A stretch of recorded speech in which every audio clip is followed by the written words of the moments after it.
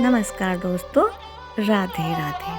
आज हम बात करेंगे कि जब हमारे जीवन में कोई दुख नहीं होता तो हमें किसी अच्छे या किसी ऐसे अनुभव के बारे में पता नहीं चलता जिसके बारे में हम कुछ जानते ही नहीं हैं।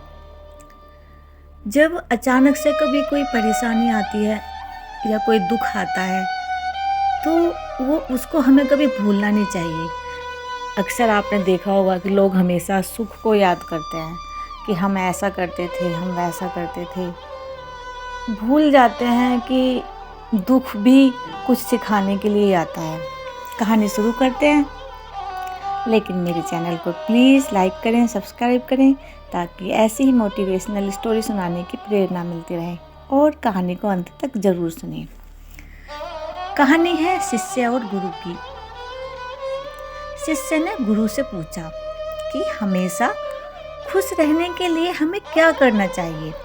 गुरु ने शिष्य से कहा कि ये पत्थर उठाओ और मेरे साथ चलो। गुरु ने शिष्य से कहा कि प्रश्न का उत्तर मैं तुम्हें वन में दूंगा। एक थोड़े बड़े पत्थर की ओर इशारा करते हुए गुरु ने कहा कि तुम ये पत्थर उठाओ और मेरे साथ चलो। शिष्य ने तुरंत ही आज्ञा मानते हुए पत्थर उठा लिया और गुरु के पीछे पीछे चल दिया। कुछ दूर चलने के बाद पत्थर के वजन की वजह से शिष्य का हाथ दर्द करने लगा, लेकिन वह चुपचाप गुरु के पीछे चलता रहा।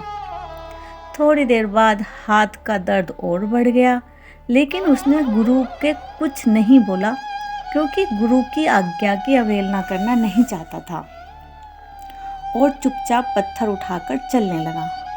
पत्थर उठाकर थोड़ी देर और चलने के बाद हाथ का दर्द असहनीय हो गया। शिष्य ने कहा कि गुरुजी, अब मैं ये पत्थर और नहीं उठा सकता। गुरु बोले कि ठीक, ये पत्थर यहीं रख दो। पत्थर रखते ही शिष्य को राहत मिली। गुरु ने कहा कि बस यही खुश रहने का मंत्र है। शिष्य बोला कि गुरुजी, मैं आपकी बात समझा नहीं।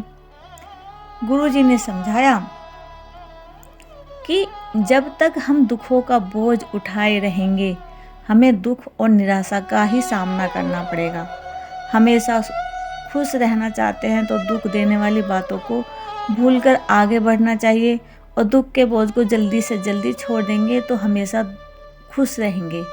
शिष्य को गुरु की बात समझ में आ गई। इस कहानी से हमें ये सीख मिलती है कि जिस प्रकार हम अपने सुखों को याद रखते हैं वैसे हमें दुखों को भी याद रखना चाहिए, लेकिन इतना याद नहीं रखना चाहिए कि आप आगे ना बढ़ पाओ। जब आप दुखों को भूलकर आगे आने वाले सुख की चिंता करोगे, उसके लिए मेहनत करोगे और प्रयत्न करते रहोगे तो आपको ज़रूर सुख मिलेगा। यही जीवन का एकमात्र अमूल्य देने वाला मंत्र है।